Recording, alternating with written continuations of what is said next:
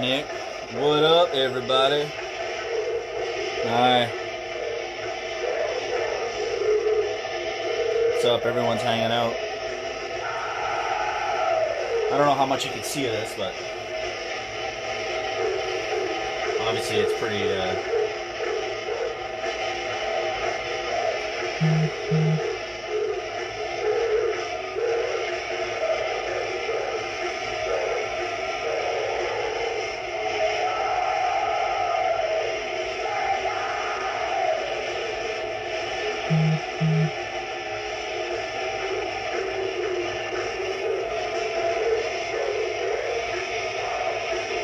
good evening.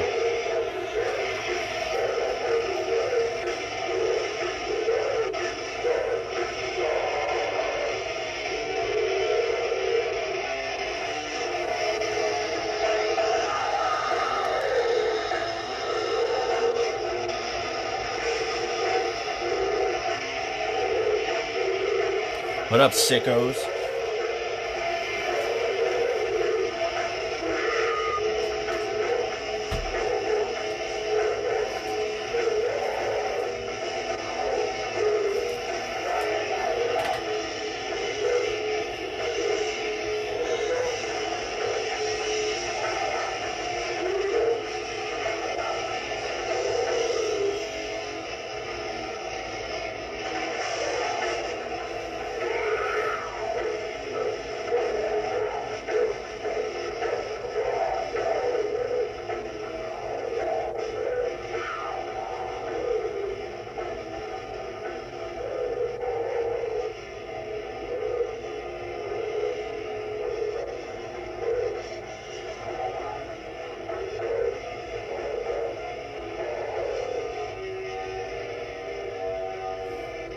See, it's hard to work with lighting with this because it does autofocus.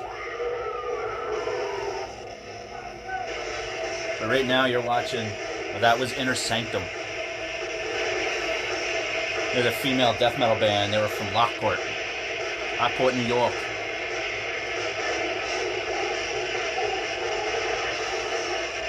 They put out 2 demos.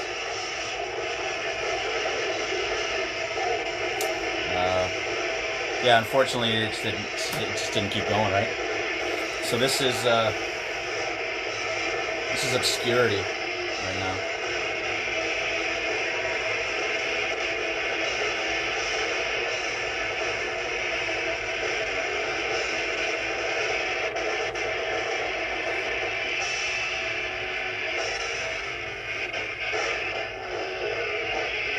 I wonder if it's better to keep it dark.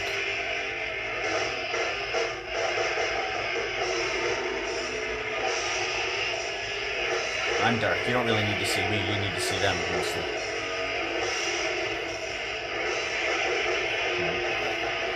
So if I sit back here like this.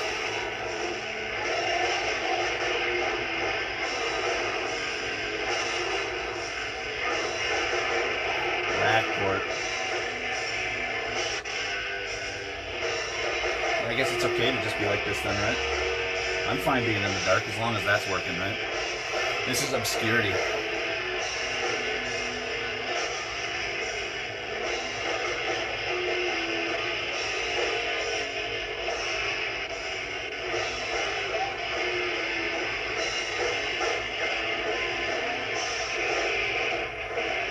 Back.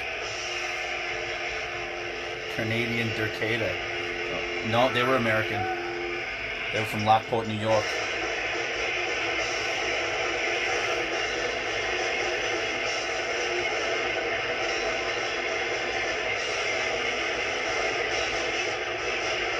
Sweet.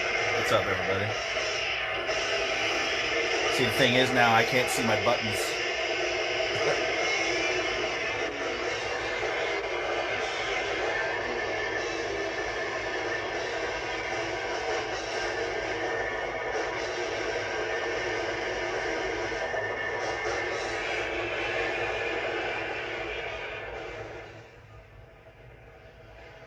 Go down a little bit there. A little bit at a time. Can only do so much. Can only do so much. So what's up tonight, everybody? So this is a collection of just a show. Um, like I mentioned before, friend Lori, she used to do this Eruptions from Below. Let's see. Let's see if we can see it. I got a delay on this.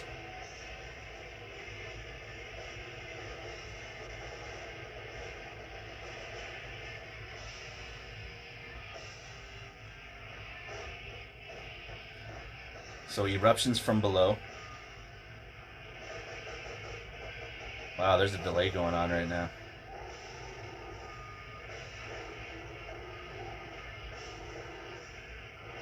Yeah, we can't see it. There it is a little bit. Anyways. So there's just a collection of a bunch of tapes and shows that she ended up playing around with back in the day too, in Niagara Falls, Buffalo, Rochester, all that area and stuff. So yeah, that first band, Inner Sanctum, it was cool because, you know, there was 3 females in the band, and the drummer, he was in Infestation, which is from also like Niagara Falls, Lockport, Lackawanna, all that area and stuff. So yeah, it was a cool show. Infestation played also.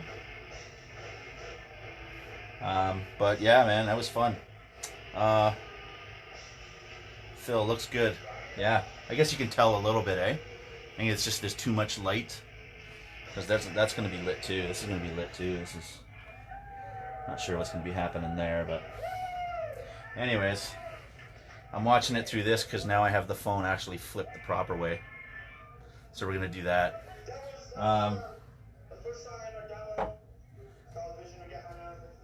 That's the first song off our demo, entitled Visions of Gehenna. Super good. Let's see here.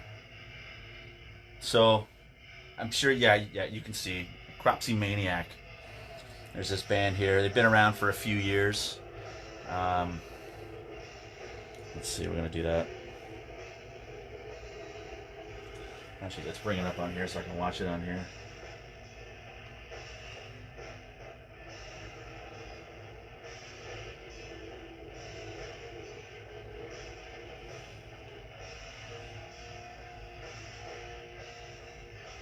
That's not bad. Alright, so yeah, this Crotsley Maniac, man, they did this release split with Gruesome Stuff Relish. If you're fans of those guys, those gore grinders, horror movie gore grinders. They had this was a cool release. And what they did with this was they released it on 45. Cool. Released on 45. And they also released it on a mini CD, which is in there. And they put it out on tape also. And the packaging for all of it, it's an astounding, cool package of this like horror death metal. Crotsley Maniac. And obviously, if you know that name, Crotsley Maniac, you know what horror movies we're talking about, what horror movie we're talking about. So, do you know? Do you know? Do you know what movie we're talking about when we say Crotsley Maniac? Let's see what's going on here. But yeah, it's obscurity, dude. This is great stuff. Wow, I'm really lagging on here. If that's what's happening. Is anybody else lagging?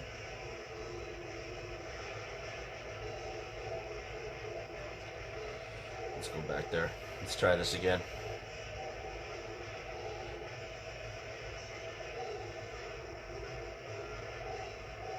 Alright, let's go here. Trying to be interactive. Trying to hang out with you guys more. It gets boring when you just do it by yourself all the time. I like hanging out with you. Hanging out with all of you. And I'm standing up again. I try sitting down, I can't sit down. So, anyways, yeah. Just going through some older stuff again. Found a cool Wild Rags Records release. Little flyer. That's cool as shit. Anybody into Contagion? There's another one. That's freaking fantastic band. Yeah, I was just digging through stuff. There's some old logos I was playing with. Some old logos. It's pretty funny. It was my old band DPA, Devouring Putrid Afterbirth. So I was just trying to draw some logos. Did you guys draw logos? DPA. Yeah, man, that's some good shit. What else did I get? What else did I find? Yeah. Here's a show I'm pissed I missed. Obituary, Agnostic Front, Cannibal Corpse, Malevolent Creation. I ended up missing this show because I ended up going up north, which is just as beautiful anyways. Fellow Canadians out there know it's just around North Bay. It's called Manitoulin Island. It's beautiful camping. Like, it's beautiful camping. So I ended up going up there during that time. But yeah, this show, what a cool lineup, eh? What else we got? Oh yeah. Here's a little promo from Hemdale. I remember getting back. I think I did end up getting stuff like this through Matt Harvey. Him and I used to be in contact back in the day too, and I think he sent me this when they were doing their split with In the Name of Gore. I believe that's when I got it. But yeah, it's hilarious, man, because it's just these guys. They're pitching baseball, right? Hilarious. Hemdale, man. Can't go wrong with Hemdale. There's a cool, I forgot about this too. Buried Beneath, that was out of Rochester. They ended up just doing their own little like newsletter / flyer / whatever you can think of, right? So it's almost like a bio. And their demos and stuff, $5. Includes free sticker. And that was it. It was just $5 and that included shipping. That's freaking cool. It's cool as shit.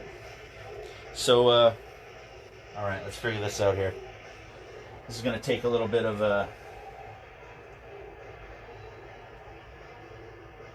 let's see, go there, go there.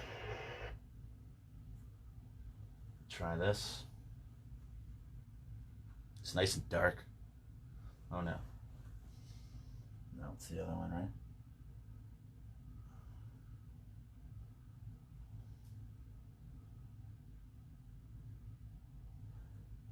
No. Nope, it's not that one either. What's going on? Come on, HDMI 2. What's happening here? There we are. It's nice and dark. Oh, I can hear everything. That's funny.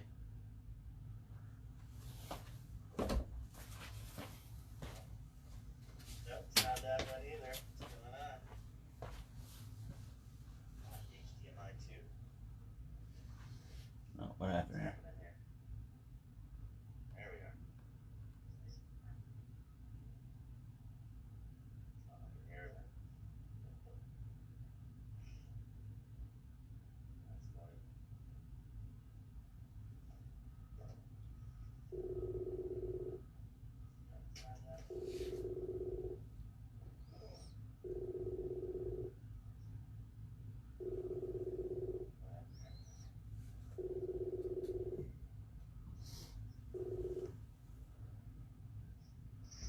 There he is. There he is. What's up, man? What are you doing? What are you doing? Hold on. I'm just sitting here listening to some Rainbow. Rainbow? What album? Rising. Oh, sweet. Sweet. Hold on a sec here. I just gotta drop you for a sec. I gotta turn this off because this is interrupting. There he is. Hold on a sec. There he is. What's up, man? Hold on. What are you doing? What are you doing? Hold on a sec here. Stop. There we are. And you are right there.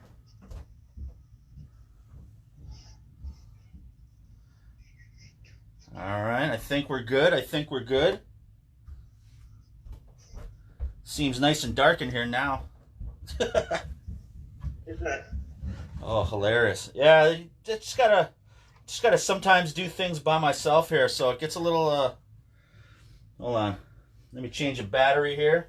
How are you tonight, though? How are you? I'm doing well. And how are you? You're in New York, right? I'm in Canada. Oh, in Canada. Okay. Niagara Falls, Canada. Oh, well, so like Buffalo? Half hour away. Yeah. Totally. Let's see here. Hold on a sec. Yeah, I ended up catching you guys. When you played at the funeral home with Beyond Death. Yeah, that was a great show. What a great venue. That's a shame that got shut down. Right? How fun was that show, though? Honestly, because it was with Beyond Death, and they haven't played together in who knows how long, really. And yeah, I remember them from the '80s. Yep, yeah, totally. Jack Owen was in that band too for a while. And he was supposed to come down and play that, but I mean, obviously, it's hey, yeah. Jack Owen can't come to the funeral home right now. It was awesome. We went. They took us in the basement, and there were still some like slabs where they put bodies, and then there were a bunch of like bottles and chemicals and stuff on the wall, and yeah, it was cool. There was the chute where they would when they would take the body off the hearse, I guess, and basically slide it into the basement for embalming. Yeah. Oh, wow. Why didn't I go check that out? I was like, holy shit, this is the coolest place ever, right? It's wide open. Yeah. Yeah, totally. But I guess how it worked, how it finally went down was that they were kind of getting like too popular, and the police, I guess, found out that this illegal venue was happening. They showed up and they saw the whole like itinerary of the whole month and a half of all the shows. Oh, and they took a picture of it and just said, well, we're going to stop back every one of these days, and if there's a show going on, everybody will be fined and arrested and all kinds of shit. Yeah. So wow. Oh, man. Shit. That was the coolest place, man. It was funny because when we were heading over to go see the show, obviously crossing the border, so we get up to the booth, and he's just like, all right, where are you guys from? I was like, Niagara Falls, St. Catharines, whatever.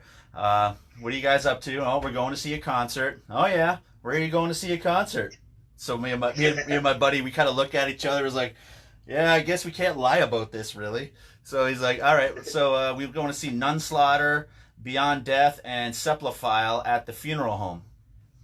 And they're like, what are you talking about? I'm like, literally, these guys, they ended up scoring this venue, and it's literally an old funeral home, and they put a stage in there or something, and we're going to see a show. And he's like, well, you can't really make that up, so go ahead, guys. Yeah. Totally. So you grew up in the Pennsylvania area? Pittsburgh, actually. Pittsburgh. Yeah, right outside of Pittsburgh, in a small town called Carnegie. All right. So obviously, growing up in the in the underground, how was it back then? Well, Pittsburgh was fantastic for like mid '80s music, punk as well. But I was more involved with the metal scene, and a lot of bands from the later '80s came through Pittsburgh, and there was also so not only Pittsburgh, we had a venue called the Electric Banana. That was a big punk venue, but in the late '80s and early '90s, there was another one called the Odyssey, and that was in Bell Vernon, which is about about 45 minutes outside of Pittsburgh. And in the mid late 80s, there was also City Limits, which got some of the bigger bands. Like you could go there and see Voivod or Trouble. Oh, okay. That kind of side. Banana was more underground stuff where you go see the Cro-Mags, the Mentors, DRI, that kind of GBH. I saw DBH and Discharge. I saw Discharge there. Jesus. So yeah, it was fantastic. Right on. So what year was that about? You're saying? For myself, I guess I got involved about 84, 85. Started going to shows. So that was back in the time that like your mom had to drop you off and somebody else's mom had to pick you up. Yeah. You know, it's kind of like, so as you're rolling up to the show, it's like, Mom, stop here. I got to get out of the car. Like, I don't want them seeing my mom dropping me off. You know, they show up and walk around a corner like you're all cool and shit. But meanwhile, your mom, she drives by and she beeps and she waves at you and shit. So. Yeah. Have a great show, guys. Yeah.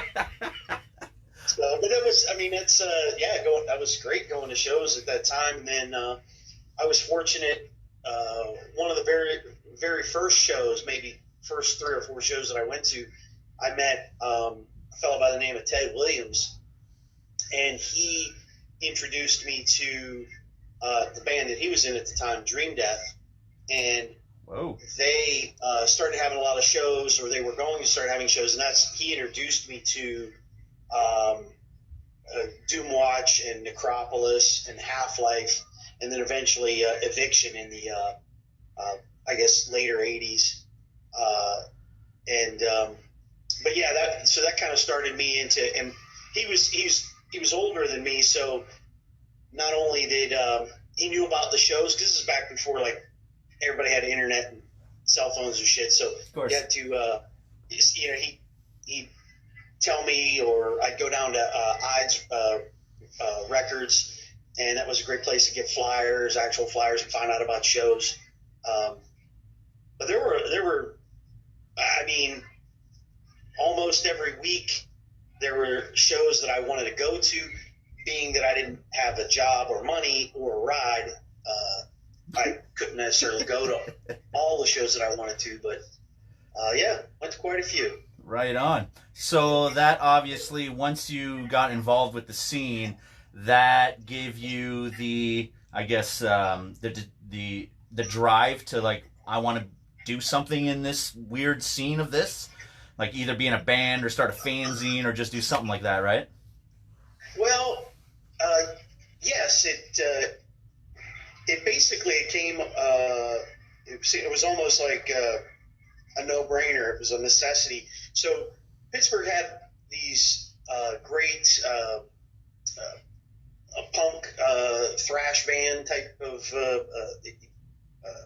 scene, but by this time, mid 80s, I got involved in basically the death metal underground, and Pittsburgh was lacking in that department. And so it just kind of worked out that mutual friends of ours would tell. There's another guy. His name is Greg Beal.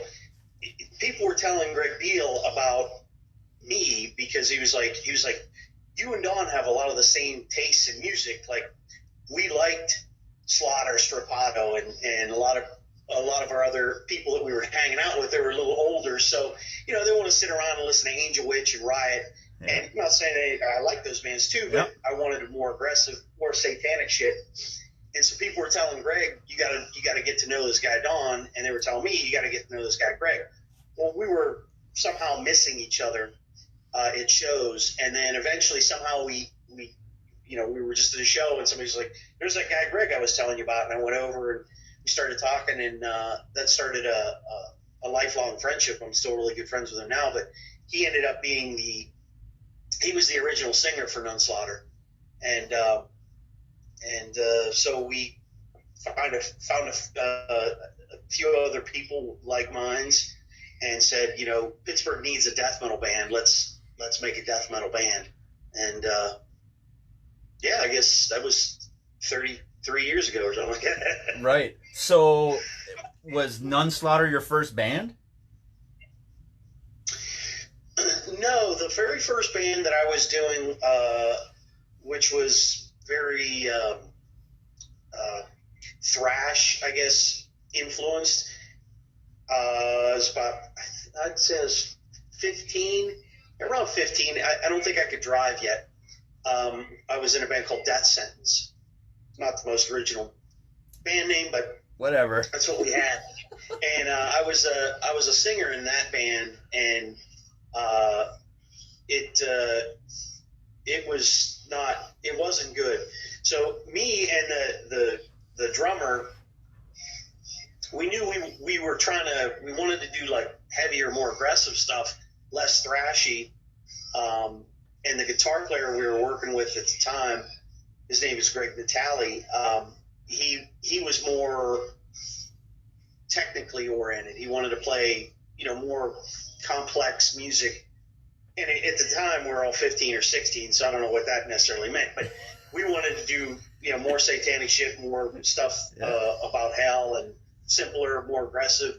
And he kind of didn't want that. Well, when we threw the towel in with Death Sentence, and this was about the same time that I met Greg. So me, Greg Beal, Jerry Jameson, and Greg Natali all met at, I think it was a band from Pittsburgh called Bird of Prey. I think it was their practice spot. We met there and to start kind of going over some songs, and it was quickly made apparent that Greg Natali, the guitar player, wasn't going to cut it. Like, it wasn't what we wanted it to be. And so we said, it's not going to work out, Greg. And so Jerry, he was the drummer in Death Sentence, and he was a drummer, said, you know what, I've been fiddling around with guitar. I want to play guitar.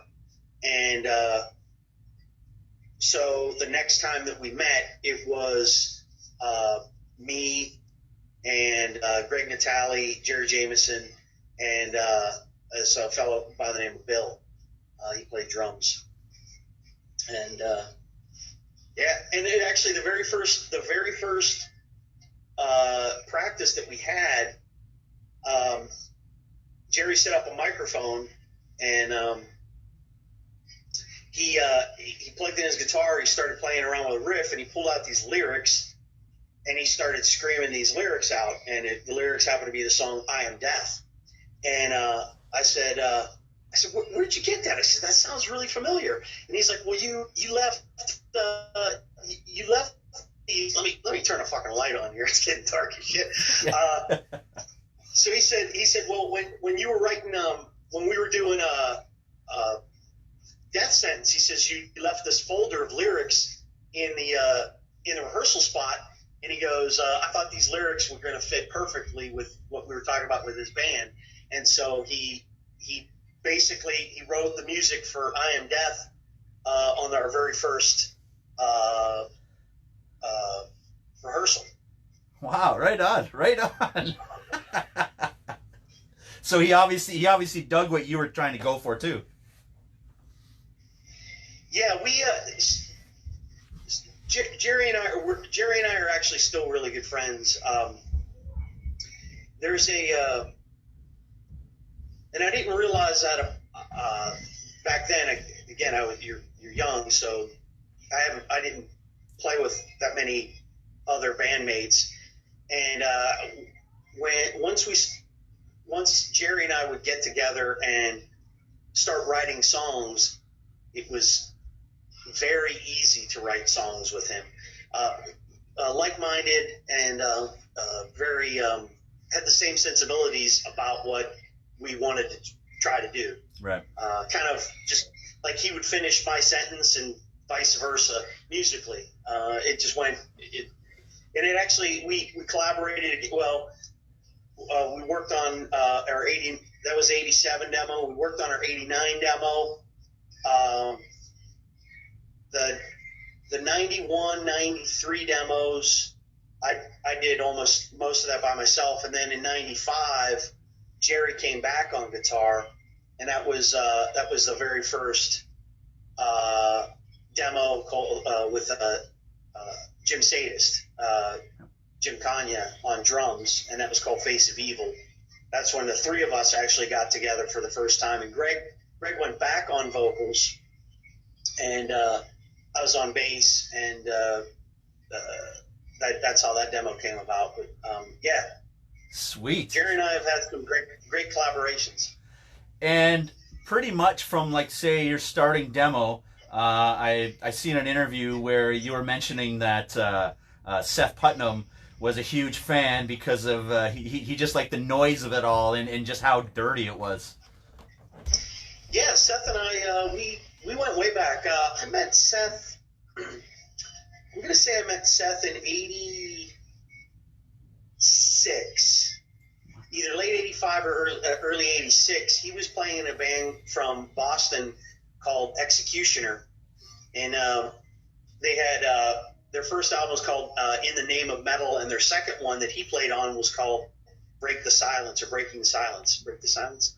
And so the previous year, I met the singer, Mark, from Executioner.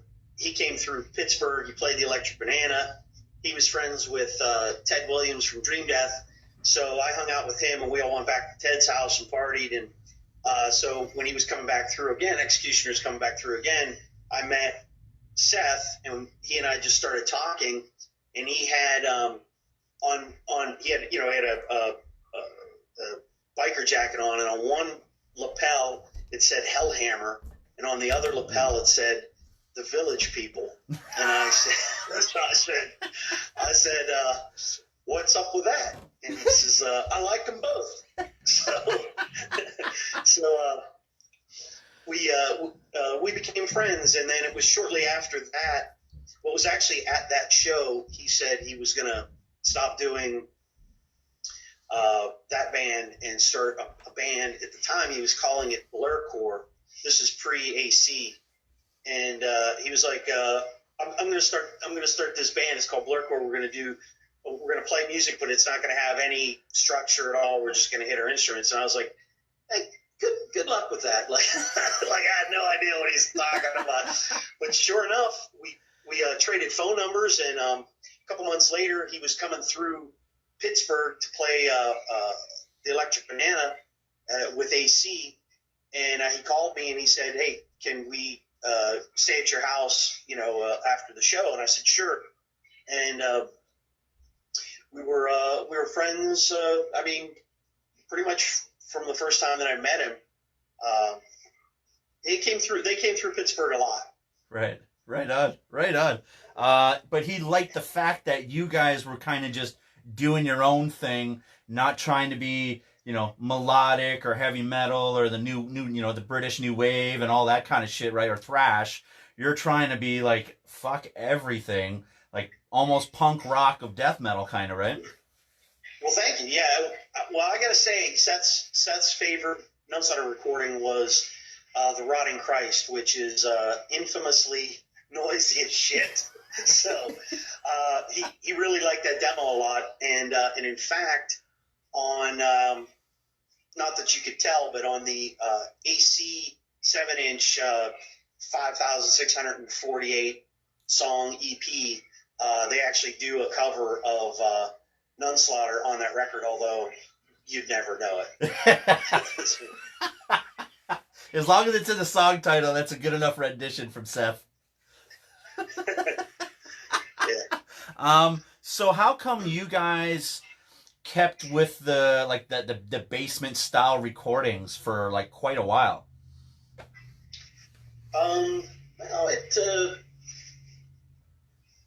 We were broke, so I grew up pretty fucking poor, so we didn't have really any money. So and especially back then, studios were relatively expensive, and basically we didn't really have anybody to show us the ropes, and none of the people in the band, we didn't have any money. We were just poor kids is what we were. So it just kind of continued. That's kind of how we knew how to record, was to record on a 4-track or on a boom box and dub tape to tape.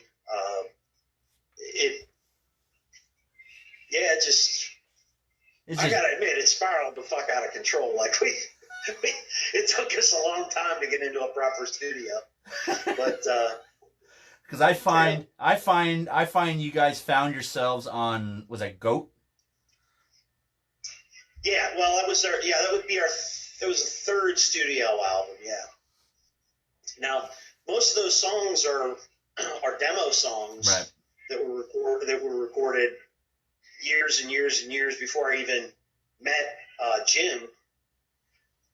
But yeah, that album has grown on me. It wasn't quite as it didn't turn out the way that I was hoping it would. It's in a different tuning. It's not quite as heavy as what I was hoping for, but it's got a lot of really good songs on it. Oh, it's fucking chock full of good songs. At least people like the songs. Yeah. So you guys ended up doing pretty much about 500 or 600 splits. Not that many, but yeah, a lot. So it's always like, it was always like you guys and the Gothicals were always the ones that were like, oh yeah, you got another one? Oh yeah, we got another one. Yeah, I got to hand it to them. They pull way out ahead. I've been a fan of Agathocles for probably since Catabolic Gnosticism demo. Wow. Which would have been 87. Yeah. And so I used to write Jan back then, and yeah. So yeah, I was and honestly, they still keep putting out great music. Like, it's not like they're washed up or they've lost their touch. Yeah. They just continue to do everything that they've always wanted to do. And it was awesome too, because they ended up doing that tour a couple years ago, and they came to North America and ended up playing. Where'd they play? They played in Toronto, and then they played at Hamilton. And myself and Brian Pattison, because I mean, he's a gigantic Gothicals fan himself too. He used to write Jan back in the day also. And so he called me up and he's like, dude, they're playing in Toronto and they're playing in Hamilton. We're going to both dates. I was like, hell yes, because I jumped on I jumped on a Gothicals. I think it was about 92 myself, and like just everything that they put out is fucking awesome. Like, it's just quality. It's awesome. So it was cool to see them there twice, and then meet Jan and just be like, hey man, there's Cam from Canada. What's up? Right? Right. That was cool. And then Brian ended up actually recording the show in the Toronto show, and they ended up releasing it on vinyl because it turned out really good. Yeah, totally. Oh, very cool. Yeah, Mincing in the Maples is what they called it. It was on Animate Records or whatever. But yeah, fucking awesome. But yeah, you guys just had a sound like that, just that garage sound all the time. So I'm assuming that's what kind of piqued everybody's interest, was just like, man, these guys are fucking raw, and they're not selling out, and they're not going to More Sound Studios, and they're not doing, Peter Tagteran's studio. We're not doing Sunlight and all that. It's just like you guys just DIY'd yourself for like ever. Well, thank you. It became kind of a badge of honor. I'm not necessarily a fan of a lot of those places or people that do recordings. They do sound a little too clean or a little too generic for me. I passed on a lot of the bands that went to those studios. I didn't necessarily look to see where they recorded it before I listened to the music, but once I listened to it, I was this isn't my style. I like dirty death metal. I don't like cleaner sounding, more polished death metal. So when I met with when I met with Jim and we started working together, he had very much the same mindset. He just liked to record, and kind of our ongoing philosophy with recording was anytime, any place, anywhere, doesn't matter. Just record it, get it made, because you might be dead tomorrow, and then all these great songs or ideas or things that you wanted to put to whatever tape it is, it will be lost. So if we have it, let's record it now, immediately. Totally. And then you guys, would you put the call out to do the splits, or how did that work all the time? Most of the time it was, we were kind of always working in a whole.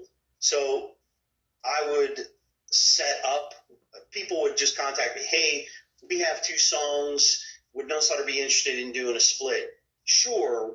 Do you have a label? Is it ready to go, or are you just asking because you want us to help fund it or whatever? And a lot of times sometimes it was they didn't have anybody, or they were going to record, or they're planning on getting a label. And then I would tell Jim, like, okay, I agreed to do this record with these other bands, so we need rights to music. And occasionally we would get ahead of the curve. Let's say we only needed 2 or 3 songs for a 7-inch, and we would record 4. And then we say, okay, well, now we're going to sit on these other 2, so that when the next band comes along and says, hey, do you want to do a split 7-inch? You say, we got 2 songs right here. Yeah, let's do it. Right on. Yeah, well, that's you're just keeping up with the momentum, because especially back then too, I mean, there was a lot of hungry bands, right? And everybody that was in the scene was, mailing like crazy. So there was some sort of like, we're already kind of buds if you're messaging me kind of thing. So let's work together, I guess. Yeah, or a lot of times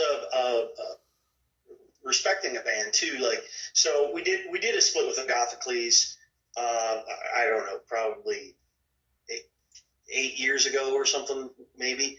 And it was one of those things that I had asked them probably 15 years ago, and then they didn't say no because they didn't want to do it. It was they were doing something else, and then so we got distracted. Then I'd ask again, and it just kind of worked out that all of a sudden, hey,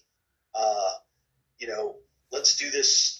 Let's do a split, and I think it was Self-Made God put it out, and they had songs, we had songs. Self-Made God wanted to put it out, and bam, we put out a split with one of my favorite bands. So that was really easy. Right on, and longtime friend too. But I also like to work with other bands that I'm not necessarily I maybe have just recently got introduced to, or they like we did a 5-inch split with a band called Necrocannibalistic Vomitorium, and it was a unique idea.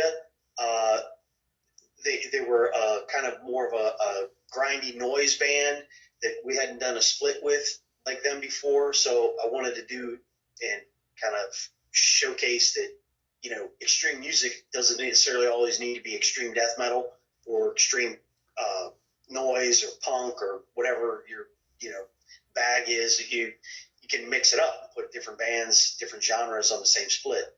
Totally. But you and NUNSLAUGHTER's always kept like a punk aesthetic to it.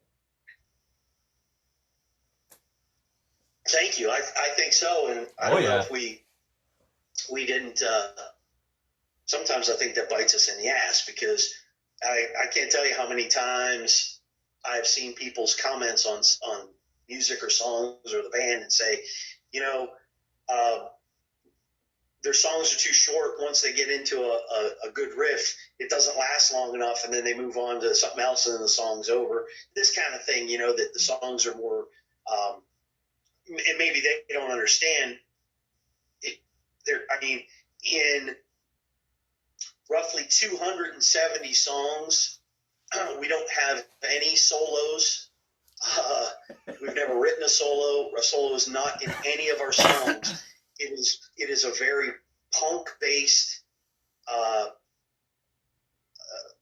way of creating the song as well. We don't base it around necessarily a metal or a death metal template.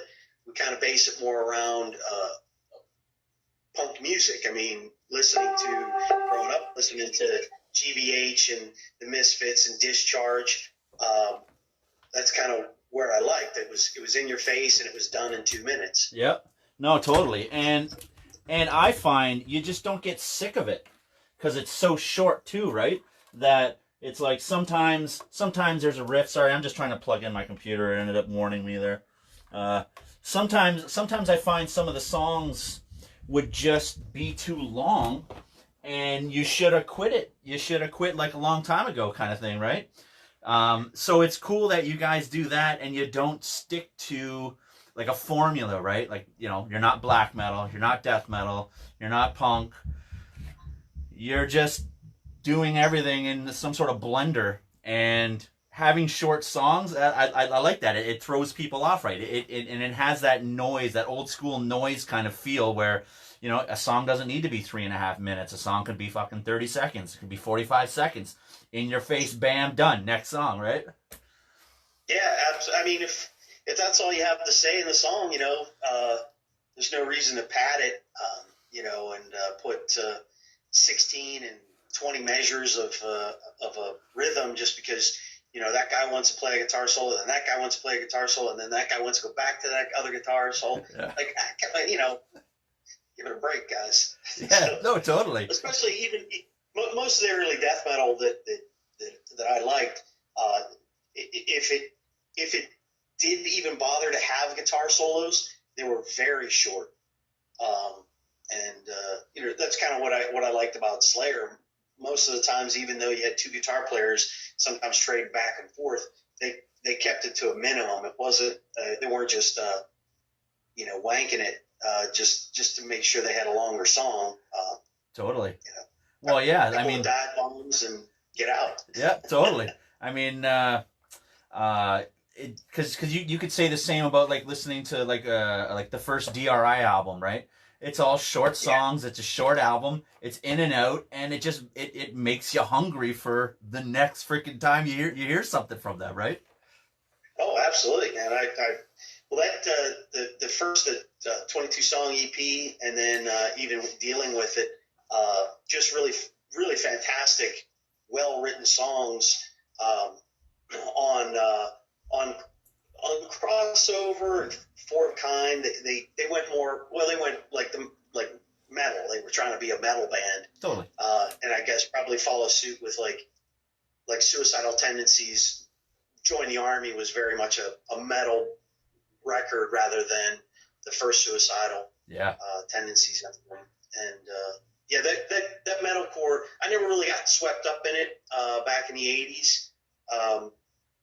I wanted my bands to be punk, you know. You know, like Ludachrist was another one. You know, Immaculate Deception. That was a great record. And then I think they went and did, I think it was Scatterbrain or something like that.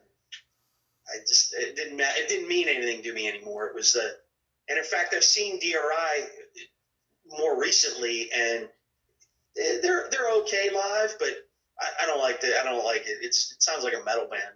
Right. Yeah. I mean, yeah, and I'm not dissing any of DRI's material. I like all of their stuff personally, but yeah, like the first two albums, like unbelievable. Like the 22 songs and then dealing with it and everything. Like that's what I need to hear. That's perfect front to back. But like look at Corrosion of Conformity, another one, you know. Oh, yeah. Eye for an Eye, great, and then Animosity with the two different singers and everything. Great, like, punk records, and then, you know, then they kind of started, they did, like, album like Blind or something, and Swine, and yeah. I don't know. They kind of, now that they're all stoner rock, and they sound great as a stoner rock band, but, I mean, I'll listen to something else. Yep, no, totally. I need to stick with the band. You know, I'm not related to them, so it doesn't matter if I like them or not. So did you handle a lot of the fanzine, the interviews, the tape trading, and everything like that? Was that all you? So in the very early days, it was Greg Beal. For some reason, it was just, I don't know. understood that the singer is usually the press guy, the guy that does the interviews and talks to bands and or other labels and stuff. And so back when Greg was the singer, he did most of the mailings. And in fact, a lot of times when I would meet people, they'd be like, "Yeah, I used to write you back in the day." And I was like, "Ah, it's probably a first singer, Yep. Greg Beal."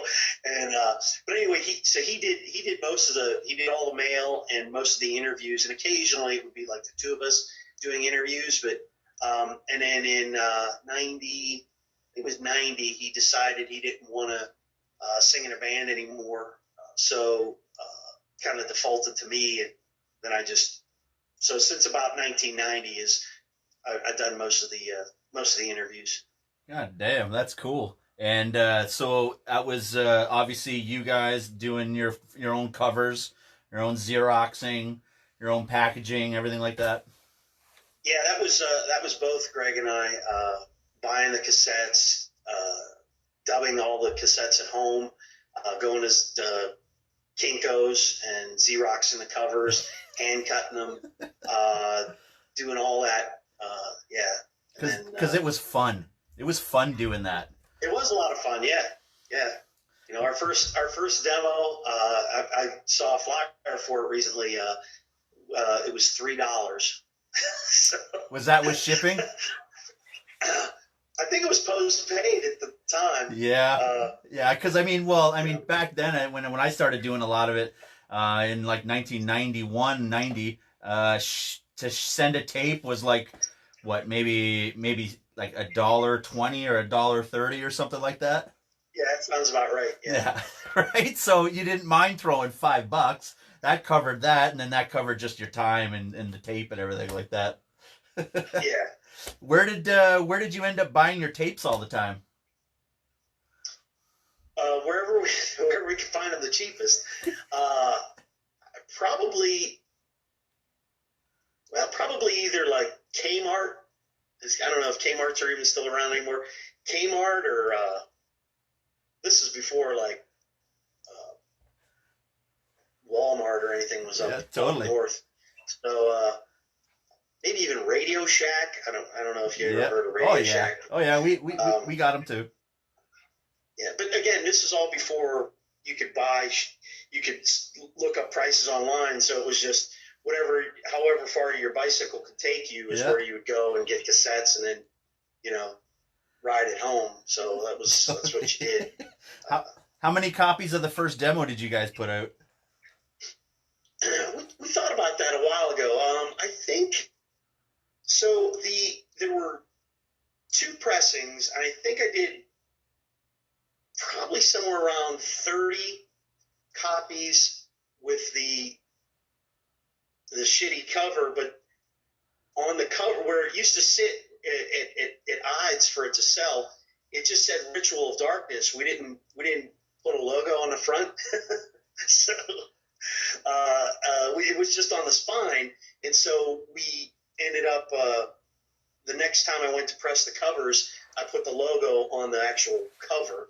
So there's probably about 20 or 30 of the first demo that came out without a cover, or I'm sorry, without a logo on the front cover, and then probably around 250 that were printed regularly, with the logo on the front cover. Yeah. Well, that's a lot. That's a lot of demos. Holy. Yeah, it was back. So this was back in the day. Like, Ides was a great record store to have, and it just it did rather well. I mean, it took a long time. It wasn't like we sold 300 in the first week. I mean, that was like 300, by the time we put out the next demo, which was 2 years later. So, still, that's cool though. You guys were busy enough to be throwing it everywhere, right? Yeah. Uh-huh. Totally. So the second demo, you guys obviously started getting people writing to you and now asking for interviews and all this kind of stuff. So this is obviously sparking your interest a little more. Things are getting a little more snowballing, and then the second demo comes out. You guys do more copies? I think think we either did about the same or a little less. So that demo, it sounds really harsh. So we recorded that on a Tascam 4-track in the guitar player's parents' garage. So it really was a garage band. And I don't know, something happened. It just to this day, it is still a very extreme recording. And that's the one that actually came out on 7-inch. Most of those songs came out on there's a label called Whisper in Darkness, and they contacted Greg about doing a 7-inch, which was our first 7-inch, came out in 1990 on Whisper in Darkness.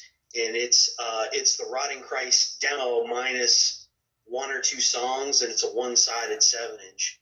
So that was our first taste of being on vinyl. I don't know why he liked it. Like I said, it's a very harsh recording. But. Well, why do people like Anal Cunt? Right? Well, right? I mean, yeah, that's a very extreme band. Especially their early stuff too. Like, I mean, you can kind of tell what they were doing, like when they hit like 1990 or whatever, right? That, you know, that this calculated noise where, you know, they're all playing something different, but they know when to stop, right? That was the thing with them, right? Like, they're just fucking chaos, but they don't even look at each other most of the time. They just knew when to stop. Stop, right? And then that was their song structure, was just how long is the next stop kind of thing, right? So yeah, but it would be the same. I wouldn't say the same as NUNSLAUGHTER, because you guys actually had, you know, lyrics, and you're trying to, you know, do this kind of, you know, this evil look to yourselves though. But you obviously had a blast, because I mean, how long's it been going now? It's 33 years. Right, yeah. And I'm sure you thought that this was going to last this long, right? Well, I thought about that. We really only thought we had like a demo, you know, 1 demo, and then maybe 2, and then it just kind of snowballed from there. We just kept going. Yeah, totally. So how was it working with Jim? So like I said, he came in. I met him in, I want to say it was 92 in Pittsburgh at a Morbid Angel show. A bunch of guys from Cleveland that I didn't know came to the show. And actually, I told Vince Crowley from Acheron, you can blame him. He sent Jim, it was Acheron was playing, Sathanas, and Morbid Angel. And he sent Jim a flyer for the show. Now, I didn't know Jim at all. I didn't know most of the people here from Cleveland. In fact, I don't think I knew any of them. And Jim convinced 2 carloads of people to drive to Pittsburgh to come see this Morbid Angel show. And so he shows up with all these people I don't know, and that's how I ended up. I met Jamie from Midnight back then, and I met Jim Tanya and Jim Lapucci and Chris Dora from Soulless, and another fella, Otis Slusher, who did some artwork for us later on. And it was quite a few people came to this show that I didn't know, and I just started talking to them all. And I just happened to be friendly and gregarious. So I was like, hey, how you doing? So anyway, so then Jim, out of the blue, and I thought somebody put him up to it, he asked me, he's like, oh, you seem to know a lot of bands from around here. I said, yeah, I know quite a few. And he says, do you happen to know of a band from around here called NUNSLAUGHTER? And I started laughing. I thought somebody put him up to it. And I go, well, that's me. And he's like, you're shitting me. I'm like, no, I'm serious. And so he went on to say how much he liked the Ritual of Darkness demo. And he said that's when, back in Cleveland, he knew he was moving away from some of his friends, because his friends were listening to more like rock, heavy metal, and he came in and he put in NUNSLAUGHTER Ritual of Darkness, and he's like, Jim, that music's terrible. And he's just like, this is great shit. So he knew he was moving to a more extreme style of music than his friends. And so anyway, he and I became literally like friends overnight. I mean, we ended up shooting the shit most of the night and talked about trading demos. And he went home, and then I went home, and I said, I'll send you a box of this. And he says, I'll send you a box of this. And we apparently sent him out come Monday morning. We sent it out on the same time because I got his box the same day he got mine. And we called each other. And it's how it remained friends. And he would always say, hey, if Nunslaughter ever needs somebody to play drums, I'll drive to Pittsburgh to play drums. And so it just so happened we had a bunch more songs. This is in '95 now, and we had some bunch of songs. And I said, well, why don't I call my friend Jim? He'll come down. We'll record everything in one day, and then he'll go home. And that's what we did. We recorded Face of Evil in a barn. Oh shit! Right on. Yeah. Well, and it's kind of cool with like a lot of the demos and stuff that you put out up until like '95, or actually you kept going pretty garage for a while too. That you can just feel and hear you guys in the room playing and just fucking enjoying the shit out of the moment. Well, thank you. Yeah. Jim and I. Well. So Jim and I, we fought a lot when we were recording. Not the demos, not any of the demos, but when we were in the same studio together, we argued a shitload. But that's because we both wanted the different things, or better, something better from each of us. We're trying, and we kind of pulled it out of each other. None of the stuff that I came up with was as good without Jim, and I hope to say the same, vice versa. With Jim's ideas, what I get my input helped make the song or the recording better. So yeah, totally. And then how did you get affiliated with Hell's Headbanger and all that? Same with Jim. They were just some young kids, probably 15, 16 years old, something like that, going to shows. And the three of them that own the company, they were all, it kind of worked out. They were all kind of buying the same music or CDs, and they noticed that a lot of times to get distribution, you just needed to buy, say, 3 or more CDs or 5 or more CDs of the same title. So they were like, why don't we just buy 5 copies? We'll each keep one for ourselves, and then we'll resell the other 2. So they started doing that on their own. And then once we met them, they mentioned, well, we're thinking about maybe putting out our own release because we want to start trading for more music that they wanted for their own collection. Sweet. And so Jim helped them out with that.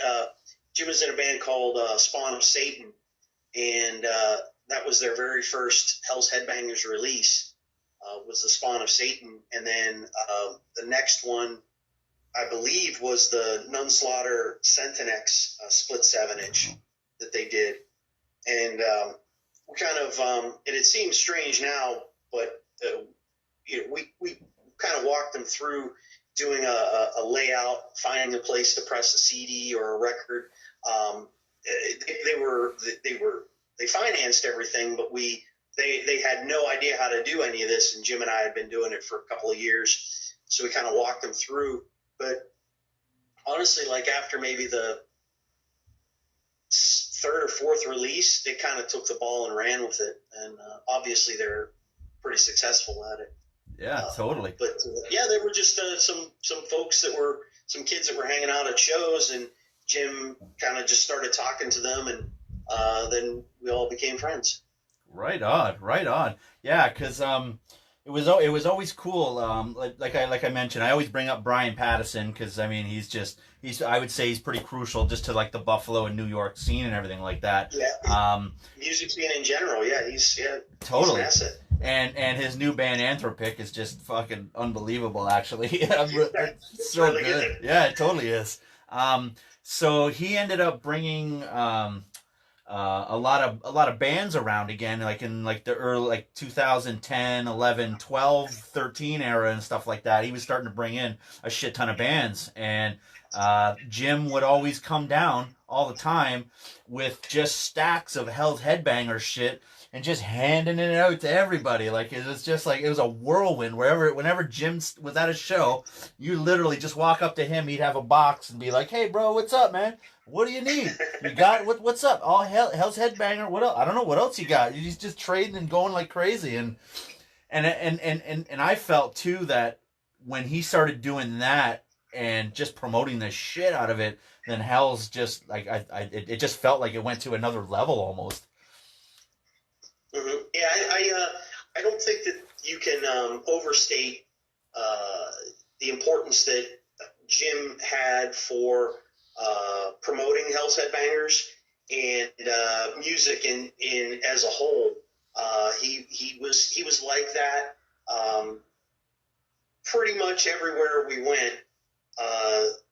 He would have boxes or stacks of stuff to give people or trade them. Most of the time he was just giving stuff away. Totally. But yeah, he did that a lot with bands from the Cleveland area. Maybe they'd press 1,000 CDs and, you know, Jim would say, well, how many CDs you have left? They're like, we still got 600. You know, we put it out 5 years ago. And Jim's like, well, how about if I'll buy 100 off you for $1 a piece? So he'd buy 100 CDs because they're just sitting in somebody's basement. And then when he would go places, he'd have all these CDs of these Cleveland bands that, you know, they didn't know how to distribute anything. So he would just give the CDs away. And yeah, it was very important to getting Cleveland music out in general.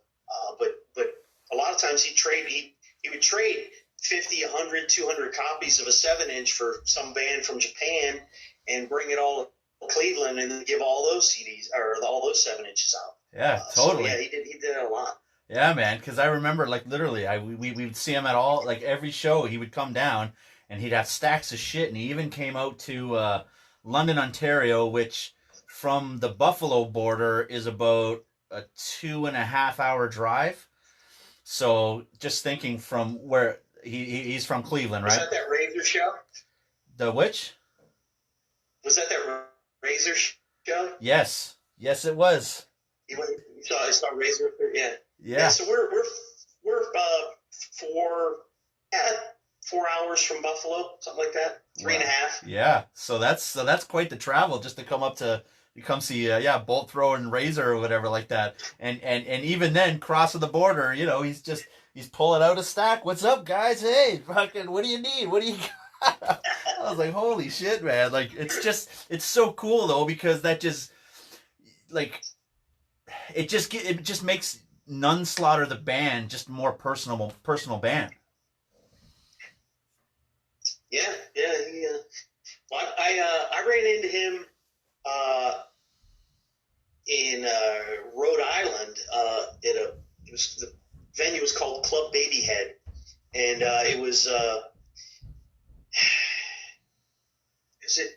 in Patago playing. They were headlining Repulsion, Deceased.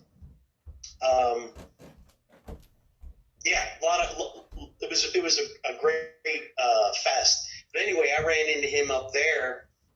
Didn't know that he was going to be up there, and he ended up giving me a whole stack. This is before he was in Nunslaughter. He gave me a whole stack of stuff to take home with me, and that's a 14-hour drive from here. Yeah, holy shit, eh? Yeah, he's just dedicated, man. It was awesome. And whatever happened to the Hell's Head Bash? Well, so I don't know how successful. I can't say how successful or unsuccessful it was, but it just worked out that they organized the Hell's Head Bash that in the past themselves, and they want to continue to do that. And it literally sucks up almost all of their time for months on end, and I guess it just didn't seem like the best use of their time to continue it. Not saying that they're not going to bring it back. It's a lot of work setting up a show. Holy shit! It was a lot of work. A lot of fans from all over the world, and the coordination, and I think it'd be a great.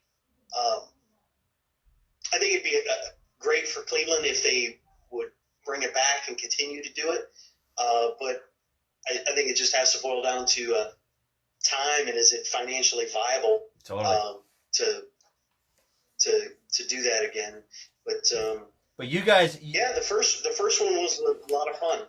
You guys had a pretty interesting set, I heard. Yeah, that. So how it all worked out was originally it was supposed to be outside. It was going to be on a tractor trailer bed, and so I was given the go ahead to bring whatever items I wanted, any props, and so I did. I had a bunch of some pig heads, some goat heads,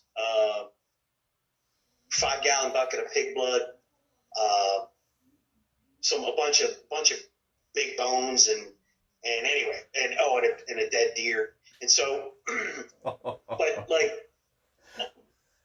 right before I showed up, right before we were ready to go down, I have all this shit loaded up in my car. I'm ready to fucking go. They were like, well, we had to move it inside. They weren't sure about rain or I don't know what it was, but we have to move it inside. And I says, well, I got all this fucking dead stuff. I says, what am I going to do? And one guy from Hell's Head Bash says, just bring it. We'll figure it out. I said, okay. So, we had some other shit to do that day. So I said, well, we'll play first, and then we're done, and we can get the hell out of here.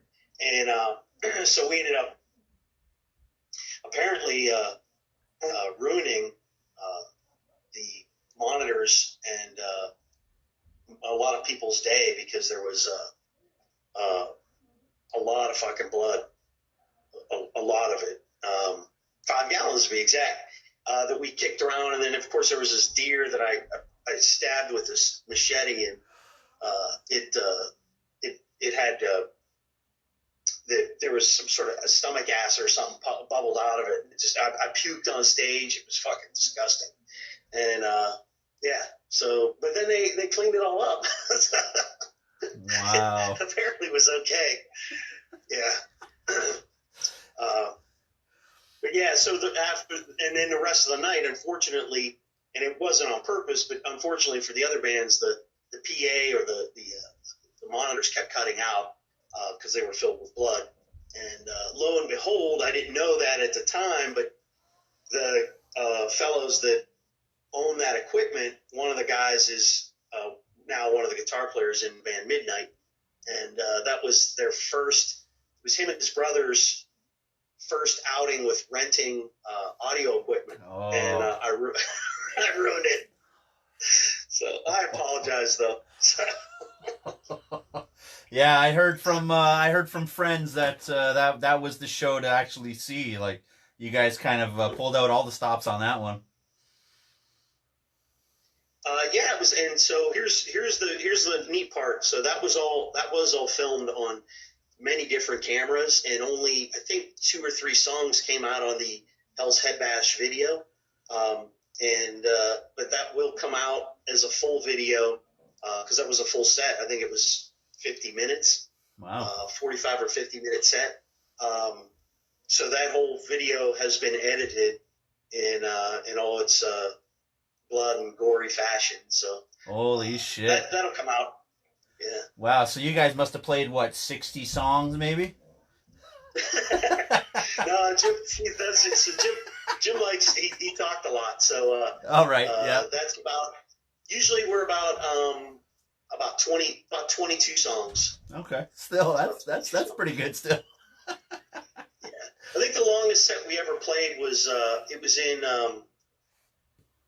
in Sweden, and we played with Devilly Rot, and one of the bands that was supposed to play that night canceled, or they couldn't make it or whatever. So the promoter asked us, can you play like a longer set?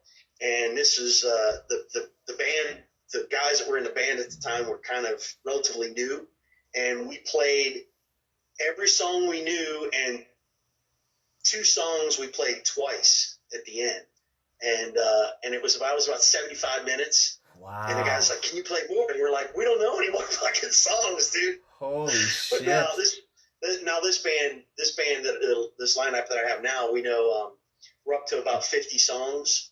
Wow. So that we can play off the top of our heads, and then we've got a whole new album that whenever this virus finishes up, music's all recorded. But once we get this, once we finish recording, that's another 17 songs, and we'll probably put probably 3 or 5 of those on the set list. So we should know about 55 songs the next time we go out on tour.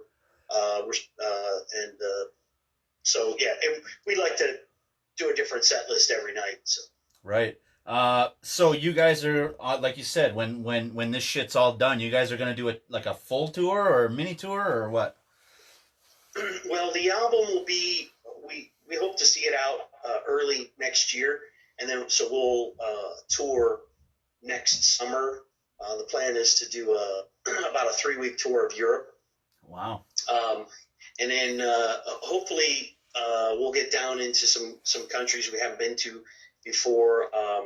We're trying to do southern Italy, Malta, Greece, Turkey, maybe Romania. But then we'll also hit all the standards like Germany and France and Czech Republic. I'd like to make it back to Spain and maybe even as far as Portugal on this tour. So you guys are getting a lot of response in Europe. Yeah, Germany. We seem to do very well in Germany. A lot of fests, but. Yeah, we do. So it always boils down to, if you're going to do a tour, we all have jobs. So, if you're going to take 2 or 3 weeks off to go do a tour, it just seemed a smarter way to use our time than to go to Europe and tour, see a bunch of countries and shit we've never seen before, than tour around here in the United States. And you gotta, if you're going to the West Coast, you got to drive through Kansas and Iowa and shit, and there's nothing really going on there. Right. Or you might have to drive 15 hours to the next show, and so. Right. So it just seems better just to tour Europe more. Yeah, it is a lot of fun. I mean, we've never done a tour of the United States. I mean, we've done, I think, a week and a half tour of California down into Mexico, and that would probably be about the most we've toured in the United States all at one time. I mean, we do a lot of one-offs here and there, but a lot of times it's just a long weekend, Friday, Saturday, maybe Sunday, and then we're back home. Yeah, totally. Well, like you said, you got a full-time job anyway, so you can't just fucking pack up and go. Yeah. Totally. So you got a new album you're working on. What's up with this? Yeah, so the songs are most of the songs are written with the guitar player and drummer. The bass player is relatively new, so he hasn't contributed to these songs. We don't really have a working title yet, but it's all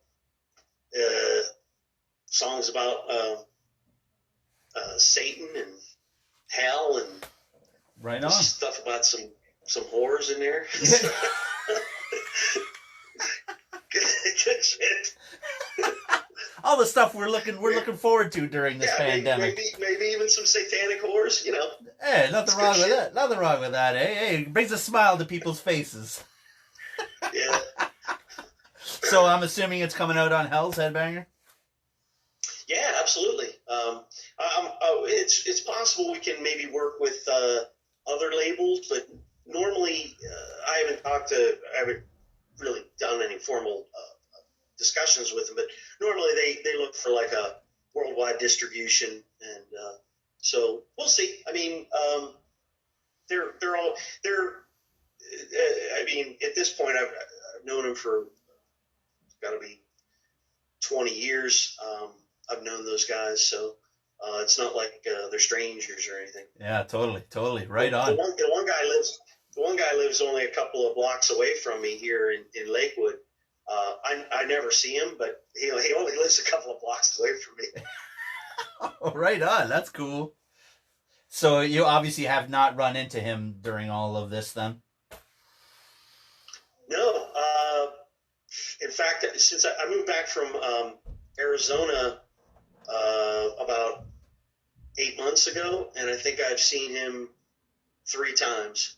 Oh, so you're out of Arizona now? Yeah, I live in Lakewood, Ohio now. Back to where I was. I moved out to Arizona to become a Harley Davidson mechanic, and so I went to mechanic school, and then I worked for Harley Davidson at the proving grounds in Kingman, Arizona, and yeah, and then these guys wanted to start doing some stuff. Decided now's good time to move back, and so came back here. Right on. So what's the title of the new album? We don't have one yet. Oh, nice. Yeah. I want to see how the songs turn out. So right. I want to see which ones sound the best, and then maybe pick a song title from that. It's been tough. I messaged a couple of artists that I really wanted to use, and they don't get back to me. And so I don't know what we're going to do for Piece of Art. So that also makes a difference, you know. Yeah, totally. You got any last words for everybody? I don't want to hold you up for too long. I guess I appreciate everybody still listening to us after so many years. I think that this new album is going to surprise some people. It wasn't recorded in a garage or a barn. It sounds really good. Yeah, look, you know, for the people in Europe that might be watching this, hopefully look for us in Europe. We are supposed to go to South America in September and early October if things, you know, work out here with the virus. So down there, we're playing a show, at least one show with Black Witchery and Rebosidad. Oh, nice. And then we got the other bands haven't been figured out yet, but hopefully we'll get down there, do some shows, hopefully playing some new songs, and then early next year, at least by this time next year, our new album should be out, and come and see us perform. Damn straight. Right on. Thank you for hanging out and chatting to everybody here. Absolutely, man. I appreciate it. Yeah, dude. I'll talk to you soon, man. Yeah, man. Take it easy. Ciao. Bye. Very cool. That was fun. Good old Don. Yeah, that's when I first met Don. Was at the at that funeral home show, and just straight up good dude, man. And like you said, when Jim Konya was part of it also, like it was just a fun band, man. Good dudes. I don't know. We're at like 9 o'clock right now, and yeah, I gotta get off and get off. So thank you very much for hanging out and tuning in, and I'll see you tomorrow when we talk with Dave Hill. That's gonna be a funny one, though. I'm pretty sure. Let's see here. We're gonna turn this off because the light bright. All right. Let's see how that looks. Boom. And then the light turns on. And there it is. So yeah, tomorrow we're gonna be hanging out with Dave Hill, and I don't know if any of you have seen his metal injection videos about reviewing black metal bands and black metal videos.